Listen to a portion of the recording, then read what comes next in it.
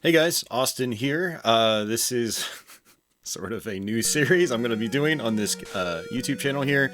Sorry, I'm a little rusty. I haven't done gameplay videos like this in quite some time. This is going to be a casual gameplay series. I have no idea what I'm going to even call it yet. This is just completely impromptu, where I have a lot of games on my primary YouTube channel. It's called Gameplay and Talk, if you haven't seen it. I should have a link in the description box if you want to check it out. It's mainly composed of dedicated Let's Play walkthroughs with the goal of trying to teach the player how to get better at the games and show off hopefully higher level gameplay. Not speedrun stuff, but, you know, just beating difficult games, getting good at them, practicing them, so I can talk about, you know, every little detail about the gameplay itself and how to succeed at said game. This series is not going to be that. It's going to be games that I just kind of feel like playing, whether I'm good at them or not. However, I'm going to be starting with lots of NES games. NES is my bread and butter. It's probably the system I am the most familiar with in terms of the overall library and my overall knowledge of the games themselves. I've covered a lot of games, like the Mega Man series, for instance, lots of times on my primary channel. But this channel, I want to start off by just doing some basic casual attempted playthroughs. I may get through the games, I may not, and just talk about random stuff. It's not necessarily going to be just talking about the game itself, but, you know, my nostalgia for the game, you know, my experiences with the game growing up, kind of what other people thought about the games, or my perception of what other people thought of the games as I grew up, things like that, you know. I'm just going to be talking about a bunch of different stuff. And so yeah, if you want to just listen to some dude yap and, you know, watch some gameplay, hopefully, well, I don't know how skilled I'll be. Part of the point of this series is for me to go in really rusty. Like, I haven't actually played through Mega Man 2. Well, Mega Man 2 is unfair. I actually probably beat this a couple months ago. So whatever. But, like, I'm going to be trying to go through Battletoads. I haven't probably done that since earlier this year. There are going to be some games where it's like, it's been years since I've played them. So, yeah, we're going to go ahead and just try to play through stuff, and this is going to be our first episode. So if you're new here, you know, consider subscribing if you like this sort of stuff. If you're not new here, thanks for checking this out, and you can expect a lot of these rolled out, probably at least one a week for the foreseeable future. I'm going to try to record a lot of these and knock them out, and then just like upload them all to YouTube, and then just trickle them out one by one here and there. So if you like this sort of thing, retro content and gameplay with commentary on top, yeah, stick around and feel free to follow me. So anyway, yeah, we're going to start off with good old Mega Man 2 here. Let's go ahead and hit the start button. I am going to actually do the normal difficulty. The reason for that is the difficult mode is actually the stock difficulty from the Japanese version. It's the way you're supposed to play Mega Man 2. It's great. But there are, if I remember correctly, there are just some fun things about normal, like boss health has been nerfed significantly and things like that. So we're going to do a normal run playthrough because you don't usually see that. Most people will do difficult because it's just, you know, it's how you're supposed to play the game. But one thing I like doing with games with difficulty settings is just messing around with the different difficulty settings, because the difficulty differences can really change how the game flows and how it plays and the overall enjoyment or the excitement and stuff like that. So yeah, like these guys take one hit. Normally on difficult, and I think probably what's going to end up happening on this video is I'm just going to talk about the differences, just because that's what I tend to do when I play these games on camera anyway. But yeah, normally their shells fly off on difficult, and which gives you an extra thing to hit and shoot for. Can also make them a little more of a pain to deal with, maybe a little more tedious, but yeah. So yeah, this is Bubble Man's stage. This is a really fun level. One thing I love about Mega Man in general is how they implemented physics.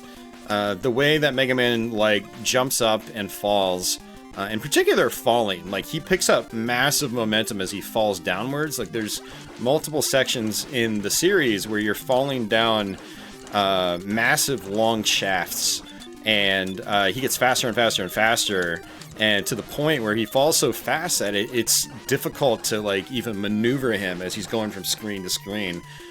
And Mega Man 2, I think, was the first one in the series to really kind of hone in on that element of physics with the falling in particular. Mega Man 1, I don't think, had multiple screen sections where you were falling for like a long period of time. So like it had some interesting like falling momentum, just like this game, but they never really thought about it from like a gameplay standpoint, if that makes any sense.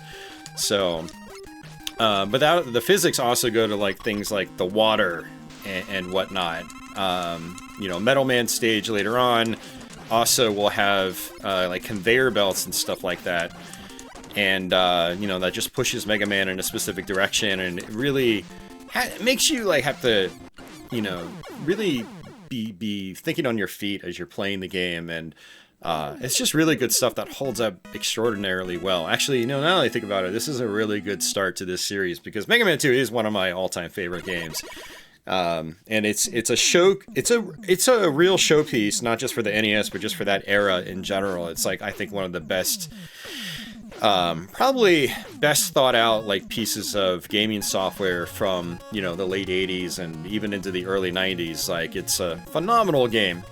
So let's actually mix things up a little bit. We'll do Quick Man. I don't really have a boss master weapon. One of the cool things about the Mega Man games, and, you know, a lot of us missed out on Mega Man 1, so a lot of our first experiences with Mega Man was Part 2. Part 2 was kind of a phenomenon when it came to NES games. It was one of those games that just, like, everybody had played, and but not many people had played the first one.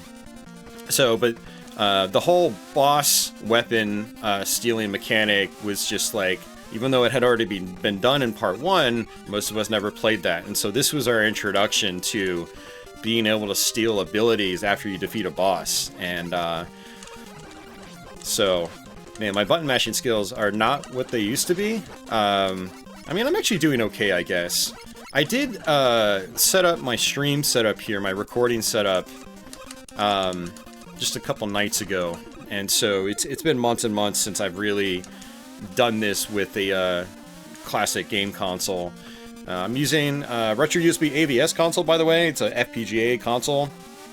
I actually wanted to do this series doing just NES with composite video from real hardware.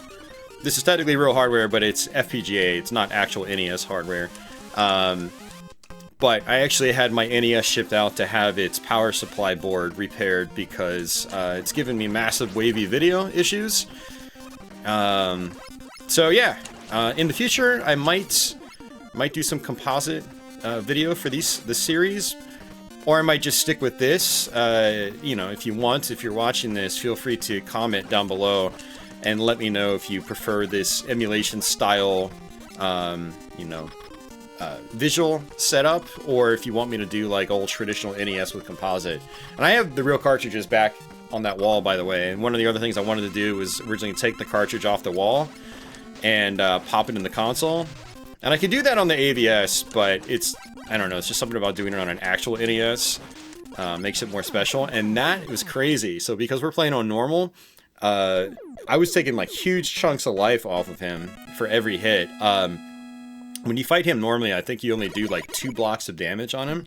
That was like 3 or 4 for each hit. So, you know, if you're struggling with this game on the difficult mode, normal is pretty cool. So, but yeah, post a comment down below. Let me know, you know, what kind of visual style you prefer. NES composite doesn't upscale the best. I do have a RetroTink 4K.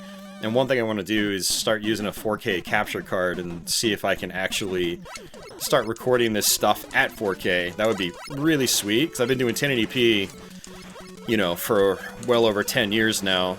More than that, even. So, anyway, yeah, let me know. So yeah, Woodman stage. Yeah, Mega Man 2 is just like, it's just such a it's such a tastefully looking game. Like, you know, you've got that sort of the foreground, you know, wall texture, you know, the wood grain. Then you have like a darker, more spread out wood grain with a darker green-ish sort of color in the background. And you got those shadow articulations, those highlights underneath the, you know, the top foreground object. It's just really good stuff, and it's kind of simple too, but it's so effective. And I really do. Well, the NES games, the platform as a whole, you know, they kept experimenting with your coprocessors and stuff like that. I am blanking out right now. You had some pretty advanced games down the road, you know, like Kirby's Adventure, for instance. But there's just something about, like, some of these games in, like, the late 80s, like 88 and 89 in particular. I feel like NES kind of peaked at this point. In terms of, you know, tasteful art design, tight game direction. Like, I don't think NES games really got any better after this. Let's see if I can do my little jump here. Boom, got it. Okay, that's a fun one, actually. Now this one I can never get it, so I'm gonna go ahead and just try to nail that Robo Rabbit. We do have some of these chicken guys coming up. You just wanna go under them. Now what's actually kind of funny about them, you can jump over them, but it's like, it's really tough. Let's see if I can try it again. One more try. Oh, it's very tough. Like, I got the first one just by luck. And since we're on normal, hopefully Woodman doesn't take that many hits. I think normally on difficult, he only takes, like, I don't know if it's 1 or 2 blocks of health when you hit him. So you jump over that. I think it might just be 1 normally. No, actually it might still be... No, I don't know. No, it's only 1 block of health, because I know he always gets to the other side for me when I'm using the Buster like this. And he corners me, and I have to have enough health to basically use invisibility frames to just walk around him. So, okay. Yeah, that's interesting. So you can see, like, you know, just like the art design on this little intermission screen is great. Like, you know, it's a simple tiled background, but it's a nice bright blue color you don't see a ton of in the game. And you've got the little, you know, shadow under the boxes and things like that. And these are just like simple tile tricks, but it's just so tasteful. And it gives just everything like a much more polished look that, honestly, it still holds up pretty well, in my opinion. So it's good stuff. Alright, so where do we want to go next? It doesn't really matter at this point. I mean, well, Heatman. I think what I'm going to do on Heatman is try to get my number 2 item, which will let me fly over the pit at the end. Although I might try the pit without the number 2. So you can steal boss abilities in this game. Every boss gives you a particular ability. And so... But you also get 3 special items, and those special items can make certain parts of the game like way easier. And I'm intentionally just taking damage here. It's like, I don't really care that much. One of the nice things about the Mega Man games is just being able to get health and item refills and stuff like that, just through killing enemies. And I feel like I'm getting more health and item refills on the normal difficulty. The rate of drops that I'm used to seems to be much greater now on this easier difficulty. And what's actually kind of funny about me calling it the easier difficulty or the easy difficulty, I mean, technically it's called normal. If you're not that good at platforming, this is still going to be challenging, because, yeah, you can mow through enemies a lot faster now, but you still have to be able to run and jump and stuff like that, and do that effectively. Especially on a level like Airman, where there's tons of endless pits. Now, what I was doing here in the beginning on the first section was, I didn't learn this until watching like a tool-assisted video like 20 years ago or something crazy like that. It's probably the first Yeah, it's one of the first tool-assisted videos I ever saw where you can actually... There's enough room to be able to, like, land on these guys' heads without actually touching the spikes that come up. And you can actually go through the entire section without taking damage, but also without stopping, and that's really cool. So how many lives do I have left? I have 4 lives. Okay. So I'm just going to go ahead and take damage. It's okay. And one of the other things about Mega Man, the first Super Mario Bros. Does this too, but you don't have as much leeway because you don't have a gigantic health bar in that game. But you can take a hit and then just run through enemies. They won't stop you, they won't hit you again unless your invincibility frames run out. Another extra life. So, you know, some people like to play these games, they try to be perfect and go through levels without taking damage, and it's like, I can respect that, but, you know, at the end of the day, I'm still going to be able to get to the level, or level boss, with enough health for it to not matter. So it's like, yeah, I can be meticulous, and it's a good feeling getting through parts without taking damage, but after a game like this, or with a game like this, where I've played it probably 1,000 times over the course of my life, it's like, do I care about doing that anymore? Not really. I actually have more fun trying to get stylish, like trying to jump over all those spikes using hitboxes that are like this big. That's more entertaining to me now as a 40-something-year-old man. So, but yeah, some players will look at that gameplay and be like, oh, that was super sloppy. But for me, it's like, yeah, it was sloppy, but it was also intentional. So, you know, intentionality goes a long way. So, yeah, these item screens here, so we just got item number 2, is the one that'll let us, like, fly across a screen without, like, falling, until our item energy runs out anyway. We'll use this on Heatman's level. So, let's go ahead and just do that right now. Now, I forgot the command, but I know that if you hold, like... I don't remember what the command is. I don't know if it's just holding A and B and holding in a direction on the D-pad. When you select an enemy, you'll have like little birds flying in the background. Actually, the robo birds that you know, hatched out of those eggs on the previous levels, they'll be flying in the background, replacing the stars. So, nice little Easter egg.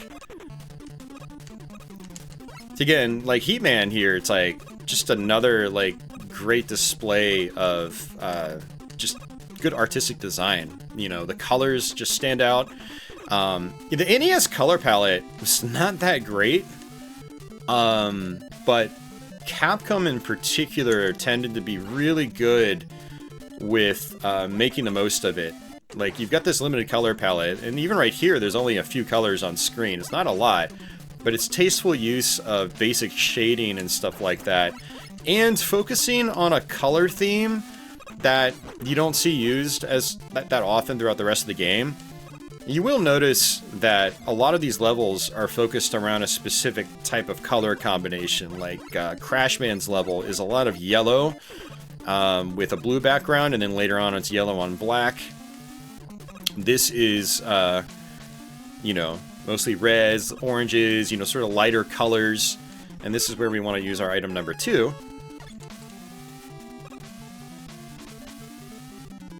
And just by using like basic variations and changes and, you know, adding a little bit of, you know, black here and there to shade things, just makes a really pleasing looking, you know, set design. It's great. It's good stuff. It holds up fantastic. Honestly, even some of the later Mega Mans didn't do this visual design as well as Mega Man 2 did. I think that's one of the reasons I love Mega Man 2 the most out of all the Mega Mans. All the classic Megas, anyway. X is a different story. But,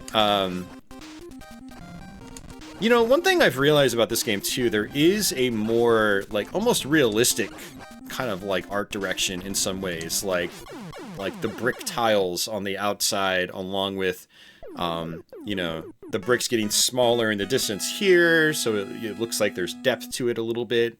You know, the later Mega Man games, a lot of them didn't do that. From 4 and on in particular, they almost got a little more big and cartoonish in a way, which I don't know the development history of a lot of games. One of my downsides to being a content creator is not knowing like the dev history and stuff like that as well as a lot of other people do. I've always focused more on the actual gameplay aspect and things like that. But from what I understand, I think after Mega Man 3, a lot of the dev team for the Mega Man games on NES, I think, changed drastically, and I think that is what probably ended up dictating the slight change in art direction overall, from a slightly more realistic setup to something a little bit bigger and more cartoony in a way. And I'm not saying that's bad. Like, I mean, I absolutely adored Mega Man 4 in particular when it first came out. But 5 and 6 afterwards, you could tell they kept kind of going in that direction. Whereas like right here, you've got all these like kind of realistic looking gears and things like that. And like just, you know, there's almost screwy looking things making up the ceiling tiles is, you know, there's like a almost more of like a grittiness to the graphic design in this game versus like Mega Man's 4 and on. I'm pretty sure Mega Man 3 had some more visual stylings akin to this, and some pretty detailed backdrops as well, which was cool.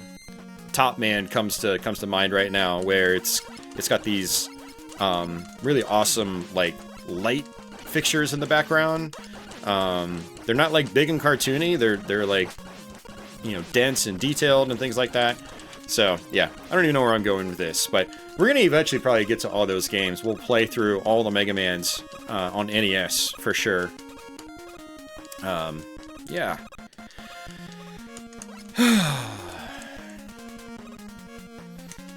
So yeah, Metal Man is actually one of the better bosses to start with if you're not that great at the game, because he gives you, well, his ability lets you shoot in basically every direction, and it is definitely overpowered, but I love it. It's an awesome weapon, super fun to play with, but as you can see so far, I actually haven't been using any boss weapons. I'm just using the pea shooter, or the plasma shot, or just the buster, whatever they called it back in the day, I don't remember. So a spot like this, you can come down here and get this E-Tank, but there's no way to get back. That's an insanely tight jump normally, but with the item number 2, or now the item number 1, we can work our way over like this, so. And then you can use things like the item number 1 to just kind of skip over certain enemies. Really good stuff. Actually, I wonder if I can... This is probably a bad idea. I was gonna say, let me try to get up here. Nope, it's not gonna let me. Okay. There are some games that'll let you do stuff like that. Alright, so just use our regular shot again. I love this boss fight too, because there's... You know, some of the later Mega Man games, the bosses have a tendency of just doing like 1 or 2 things. And Metal Man here, like, I can just sit here, and it looks like he's just gonna take his sweet time. But then once I start shooting, he starts like jumping and stuff like that. The conveyor belt switches directions every few seconds, and there's a blink in the background that does that. And I didn't notice till more recently, in recent years, if you get close to the middle, he starts jumping like that to the other side. And you can actually kind of let him just... You can kind of, like, manipulate him like this. It's just, like, different ways to go about this fight, and there's, like, little details to remember and things like that. It's super cool.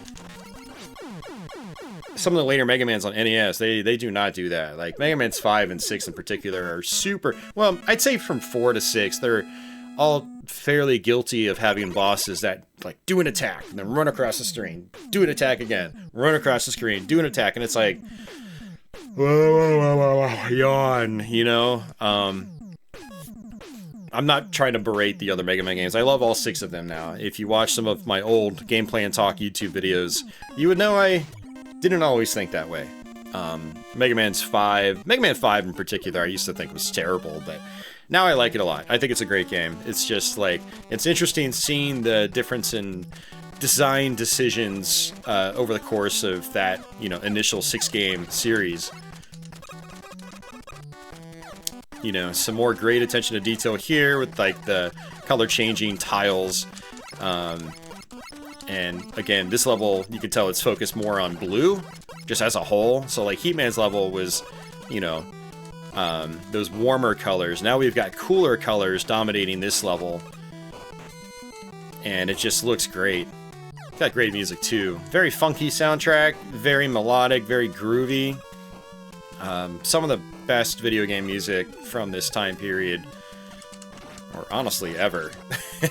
Alright, I'm not trying to sound like a Mega Man 2 fanboy. I don't like coming off as a fanboy, but damn, it's hard not to with this game. I'm gonna come down this way because I do know there's an E-Tank, and I'm not gonna need any of the E-Tanks, but it doesn't hurt to have them. Doing little baby jumps. You do have a lot of jump control in this game, which is pretty awesome. And that's another thing that makes this game feel super tight. Oops. Uh-oh. Alright. I'm just gonna do this. Because I can. Haha. So normally when I play this game, I try to play without, you know, special abilities and things like that, just because... I don't know, it's a way of challenging myself more. But you don't have to play that way. That's the beauty of this series, is that, you know, they're designed in a way where, unless you're maybe at the final level, set of levels, where the final levels have a tendency of being a little more puzzle focused, like they will throw an obstacle in your way that can only be overcome like one way. Maybe two if you're lucky. But for the main Robot Masters, typically you can play any style you want. You can do no specials, you can do all the specials, you can use the item assists, you can use no item assists, you can use E-Tanks, you don't have to use E-Tanks. You can be like, you know, I'm going to try to beat this boss with like a tiny bar of health left and see if I can do it. Or you can be like, you know what, screw it, I'm going to refill my health so I don't have to go back to a checkpoint and do it over again. Like, it's just, these games are all about options. And it's what makes them such like classic games in general. It's just, the options are awesome. I'm going to switch over to Metal Man again, just to have a little advantage there. Yeah, again, you can shoot this in so many different directions, and makes life much, much easier. Especially on this level, there is a lot of verticality on this stage. That is one thing this level kind of focuses on, is verticality. Wow, those only do like 1 hit point of damage. Interesting. I mean, we are on the normal difficulty, which I don't normally play, so some of this stuff is still kind of like catching me off guard. In a good way. Like, I'm having fun, like, exploring this this lighter difficulty that, well, I don't want to say, like, nobody plays. I think it's just when people cover this game on YouTube, they tend to play the more difficult mode, or again, the normal mode in the Japanese version. The Japanese version doesn't give you any difficulty settings. It's just when this game was brought over to the States, when it was localized, they added that extra difficulty. But if you play difficult mode on this one, it's the same as the Japanese version, so you're not really missing out on anything. And actually what I could be doing here, come to think of it, is trying to go up here a little bit faster. I can even do this number, and I messed that up. You can like do the 1, 2, 3, and then get on that platform, then do another 1 or 2, you know, to try to, go up this area a little bit faster. Yeah, and I'm not a speedrunner. I actually tried learning speedrunning some games, and I watched a lot of Mega Man 2 runs in particular, so like I do know some stuff in this game and how they do it, but I never did like the zips and things like that. I never could figure that out. It's really interesting stuff. Closest thing I got to speedrunning anything was Ninja Gaiden for NES, the first one. I did learn that, but that game has come such a long way in terms of its run that I probably won't ever try again. But it's actually fun watching things like speedruns and then trying to incorporate some of those strategies just into like a regular casual run. That's like really fun stuff to me. So there's an extra life, I think, above here, and I'm not going to go for it. It's not... I think we have a ton at this point. I'm actually kind of curious. How many do we have? We have 7! 7 lives. Fantastic. You know, when you're using Metal Man's weapon, it's like... I can't even tell what difficulty I'm on at this point, because it's so overpowered, even on difficult mode, that you'll kill a lot of these enemies in one hit anyway. Crashman is really interesting. He jumps whenever you shoot. And so I can play like this. Wow, I'm doing a lot of damage to him. Yeah, that's 2 blocks of health. Normally I think it's 1. But I can use Airman and demolish him pretty well. So yeah, some of the bosses in this game do react to certain actions that you do. For instance, Metal Man doesn't really start jumping a lot until you start shooting. Crashman only jumps when you shoot. So that fight's more about like manipulating the boss into your projectiles. Alright, that's all 8 Robot Masters, so yeah. We're in the final stretch, guys. Final set of levels. I don't think we'll have any issues here. Again, Mega Man 2 is one of my favorite games, like, ever, so I have played through this game a lot. Even if I am rusty and I take a break from it, I tend to be able to get through it with relative ease. Some of the other ones, like Mega Man's 5 and 6, I might struggle with a little bit more because I haven't played them as much recently. Mega Man 1 I'll probably be fine with. Although Mega Man 1 and 2, their final bosses, the first set of Wily bosses can be pretty tricky. But we're on the easier difficulty, so I don't think we're going to have too much trouble here. So we do get item number 3, which is this little thing that goes up against a wall. And Metal Man just rips these guys a new one, which is great. And let's see. I'm going to try number 2. That's cool, I've never actually done that before. And let's, I don't actually trust myself right now. No, I should be fine.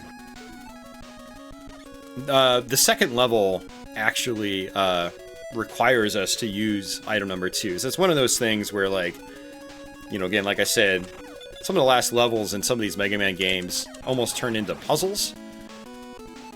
And you can actually run out of ammunition and not be able to get through that section again if you die without getting a game over. That is one of the... probably the things that's probably not the best designed in this game. It's one of the things that people often say about Mega Man 2, that, you know, if they're rating it, like, it brings it down many notches because, like, you know, although there are a couple sections in the final levels where it is possible to get your ammunition back, it's just a little tedious, like, without getting a game over. Oh, this is not... okay, whew, that was really tight, actually. Yeah, so I'll kind of touch on that as we get to those parts. There is, like, a way here to get some of your item energy back, but it's also really tedious. You have to use, like, Metal Man to get the little guys above you on the ladder, and then use Metal Man vertically, and then right as you kill them, switch to whatever weapon you need recharged. Here I am talking about gameplay mechanics. I said I wasn't going to do that a lot, but... Quickman! I'm looking for Quickman. Quickman's got a pretty cool weapon. You can shoot it about as rapidly as your main Buster shot, but it's got this nice arch to it, or arc. Which is good for this boss, because it'll, like, go over his head and then come back and still hit, like, activate his hitbox. So it makes it easier to hit that guy in the head like you're supposed to. Look at that flicker. That's definitely one of the things the NES struggled with a lot. I mean, the 8-bit consoles in general struggled a lot with, you know, flicker. Too many sprites on the same line, things like that. I think Mega Man 2 actually does a pretty good job of hiding it compared to other games from the time period. I want to say Mega Man 3, though. It's like... does Mega Man 3 have a ton of flicker? I don't remember. We're going to find out. We're going to find out eventually. Although that playthrough is going to be twice as long, because Mega Man 3 is not a short game. Well, short is relative, you know. You know, a lot of the time spent on games back in the day was not a single session playthrough. It was like dying and having to try again, learning the game. Like, I probably played this game for months before I learned how to finish it. As a kid. Nowadays, it's like I can fire up a game like this, learn it pretty quickly. But back in the day, these games gave us quite a bit of, you know, value for our money, because they were difficult, we were young. I mean, I think I first played this game when I was 7 or 8. I'm 44 as of doing this video, so it was a long time ago, and I was very young. But long for me now is like an hour and a half. You know, Mega Man 3 will take about an hour and a half to go through, even when you know what you're doing. Unless you're, you know, a god-tier speedrunner or something like that. I'm gonna actually switch over to Metal Man. Now there's actually a lot of flicker going on. This is actually one of the most flickery parts. You got multiple big objects overlaying the... yeah, causing lots of flicker. But, yeah, for me, a Mega Man game is kind of long when it gets to, like, the hour-plus mark. One thing I love about Mega Man's 1 and 2 is they are the most brisk of just about almost all the Mega Mans out there. All the classic style Mega Man games. Just, I should say the linear style Mega Man games. That goes with the X series as well. Actually, Mega Man X1 is very tight as well. It's not a horribly long game if you know what you're doing. I've always loved this arena too. It always sticks out to me because it's just like, it feels like it's in some kind of void. And the way the, you know, the boss pieces form from coming out of the walls is just really neat. There's a lot of really distinct visual design in this game that feels otherworldly in a way, and fantastical, and almost also dark and edgy. Like, you got the skull designs and stuff like that. This level is, like, dirty, it's grimy, it's interesting. You haven't seen it yet if you've never played this before.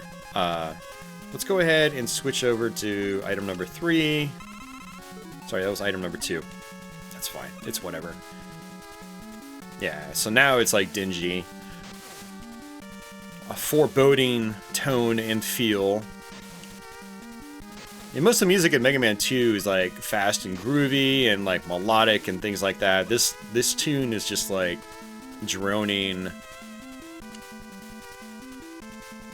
eerie in some ways. And here's like one of the falling sequences I was talking about. We pick up speed even more, even though we're underwater. I think there's going to be spikes on the left-hand side. Yeah. Alright, I'm going to use Metal Man again. We're very close to the boss fight.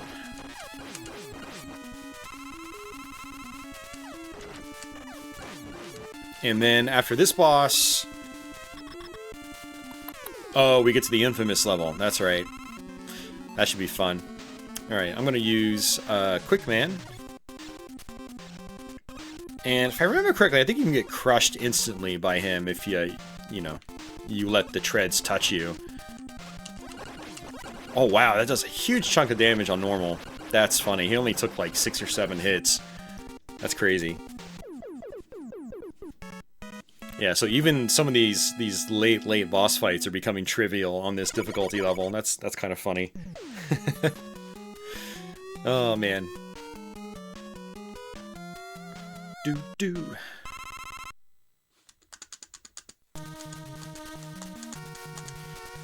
Alright, so this is a level where you really need specific things capped out. So you need Crash Man.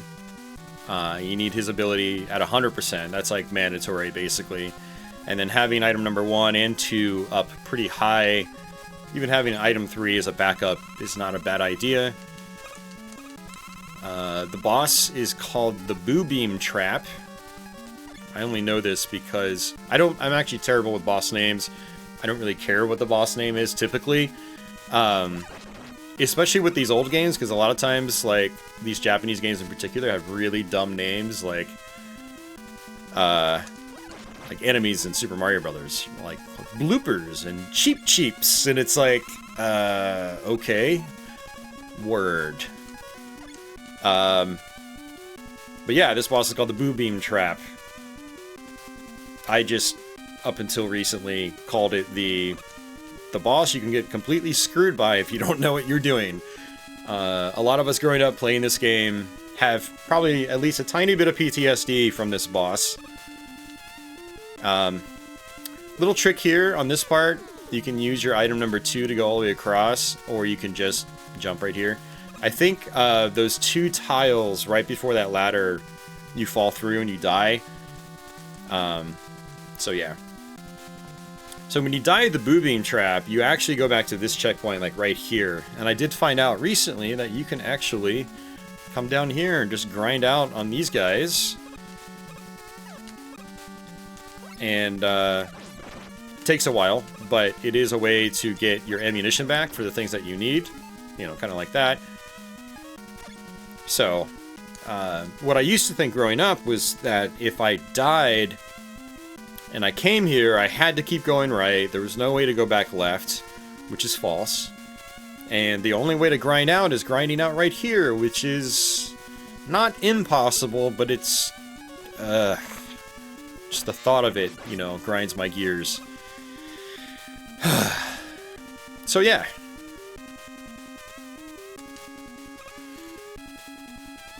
So parts like these, it's just little puzzle platforming sections, nothing too crazy.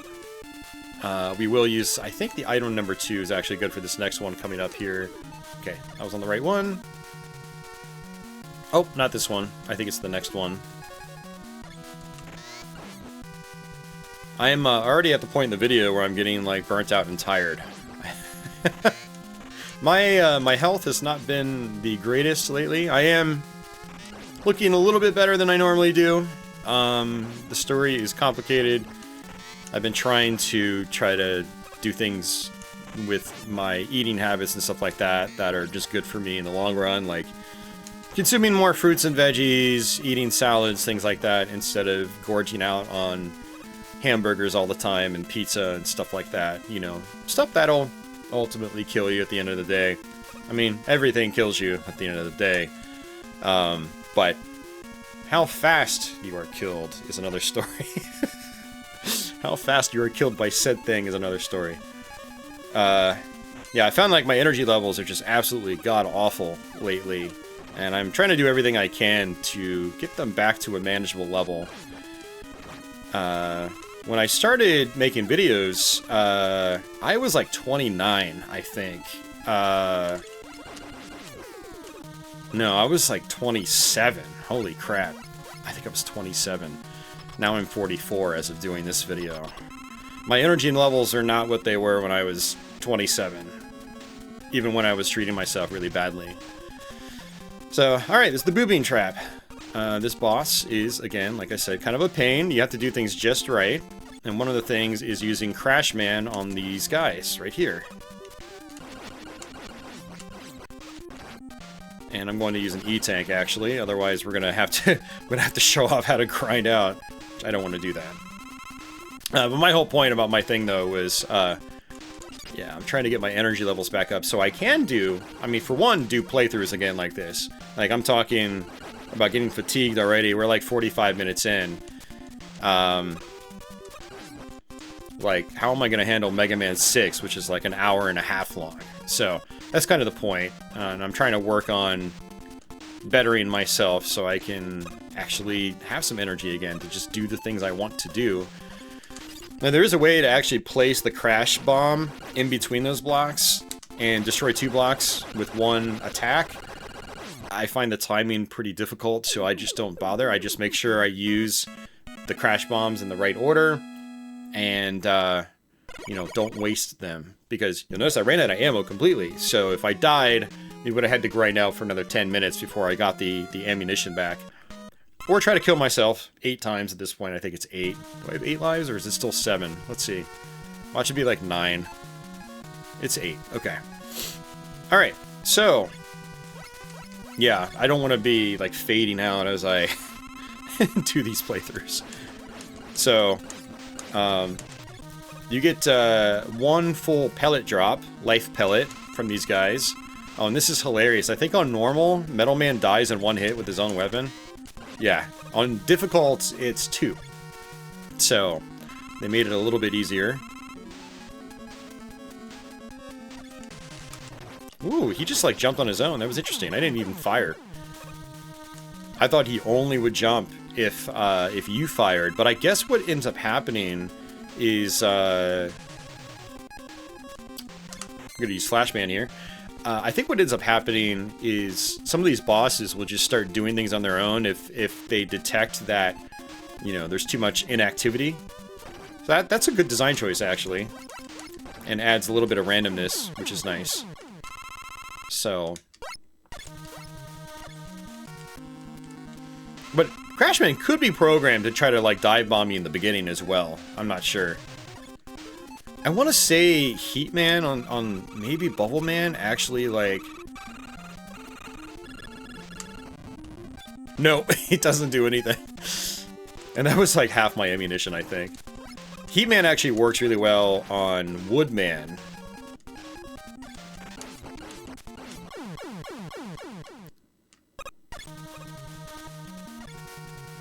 Yeah, so let's actually use Heatman on Woodman. You'll see, this is actually... And actually on the lower difficulty, I wonder if it's going to be even easier? Oh, that was 1 hit. I think normally it's 2 hits. Yeah, so I'm guessing the damage, either damage output is doubled or their health pool is decreased. One of the two. So on Airman, it is, you use Woodman.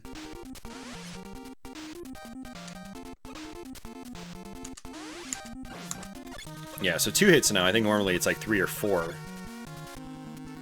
And Heatman is going to be Bubble Man. Got it. I like that little baby jump through his initial attack. He always does that same attack every time you fight him. So that is one of those things that's guaranteed. Alright, and now we have... let's see... Maybe do Quick Man here. I always forget what attack works best on this first form. Actually, maybe Metal Man might work for both. Let's see. Wow, it does. Okay.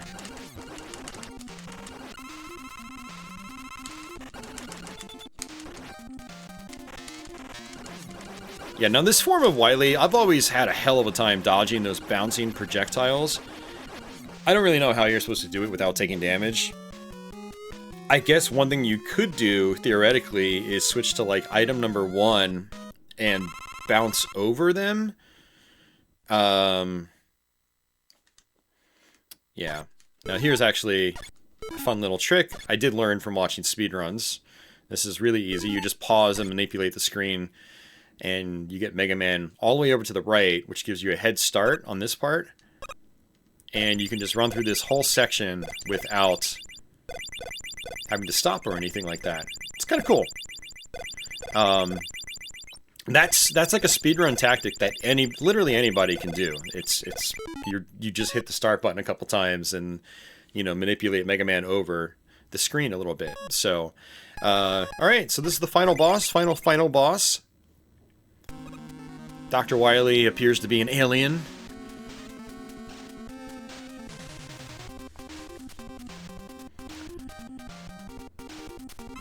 Alright, he flies around in kind of like a figure 8 pattern while shooting these projectiles. And on the difficult mode, the projectiles are very damaging, and so is him, or he. So is he, or it. I wonder if you can actually damage it with anything else now. Oh, no you can't! He got all his health back. I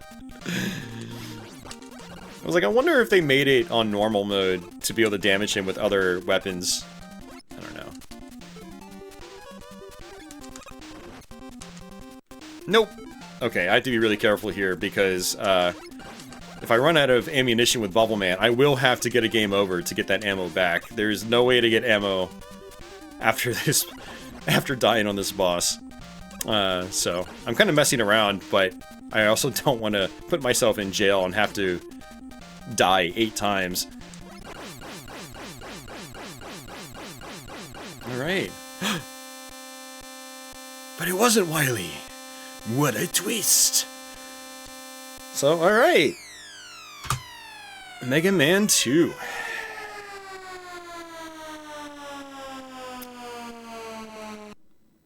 We will go through one of the most bittersweet endings in 8-bit gaming history. There's a very good reason that pretty much every 8-bit cover band covers this tune. Oh man. But yeah, you know, some of the other Mega Mans after this didn't really do a whole lot with like endings and stuff like that too. They tended to be really simplistic. Mega Man 3 had I wouldn't say complicated ending, but it did have a little more to it. Well, I would say from 3 to 6, they all had kind of almost similar endings, but a lot of it was like in-game with maybe like a zoomed out, like good artistic setting with Wily busting out of like, you know, his castle or something like that. But this one has Mega Man actually walking. It's somber and it's melancholic and it's, you know, and being that this was only the second game in the series, you know, we as kids, we didn't know what was going to happen after this. It's like, because as you'll see right here, he just leaves his helmet behind, assuming that's his home. And it's like, is he done? Did he save the world? Is there anything? What's gonna happen? Capcom's gonna milk it with 35 other games! That's what's gonna happen! Yay! Oh, man. Yeah, I mean, it's actually funny going back and thinking about stuff like that, because this is literally the second game of the franchise, and at the time, it's possible there never would have been another follow-up. It would have been like a short, you know, 2-and-done series. But I like how they went through with that ending. It's just still somber and melancholic, and I don't know, if you have a soul at all, I think it hits, which is impressive, because there's a lot of stuff on 8-bit platforms in particular that, I mean, even a lot of 16-bit stuff just doesn't hit at all when you beat the game. I mean, some of the earlier games in particular, it's just like, thanks for playing. That's it, black screen. But they went the extra mile with Mega Man 2. I mean, even Mega Man 1 has a little bit. You know, the final scene in Mega Man 1 is Mega Man going along a train. He's riding the top of a train, which is pretty cool. And then he transitions into his... Wait, no, I think he's just like... No, I'm thinking about later Mega Man. That might be like 4 or 5 or 6. I don't remember. He's walking on the ground in Mega Man 1 and then gets home and then turns into his like regular form. Anyway, don't correct me in the comments section. I'm not, this isn't meant to be like super serious. We're gonna get there and it's gonna all come flooding back to me. So this is one Mega Man down for NES. Not Mega Man 1, but Mega Man 2, the first of this eventual 6-part series. I'm probably not going to be doing all the Mega Mans back to back, but I will get through all 6 Mega Mans for the system in this video series. So what I'm going to do next is, I don't know. We'll see. But yeah, that's going to do it for me, guys. You know, if you're new to this channel, which I think most of you probably will be, feel free to subscribe. I really appreciate it. And if you like more focused walkthroughs, where you don't see my ugly face, go to my other YouTube channel called Gameplay and Talk. I'll have a link in the description box below. If you're on social media and stuff like that, if you have Instagram or Facebook or Blue Sky, feel free to follow me over there. I do post a lot of gaming related stuff primarily at those places. And yeah, like I said, this is going to be a series. It's going to give me stuff to do, because life is complicated right now. But now that I'm kind of, it's complicated. I think I've told this story on my other channel, not this one yet. So maybe I'll talk about that story here for all the people that don't follow me on my other YouTube channel. So anyway, that's it. I'm going to be back doing more of this to kind of kill some time. And so be sure to follow me here, subscribe.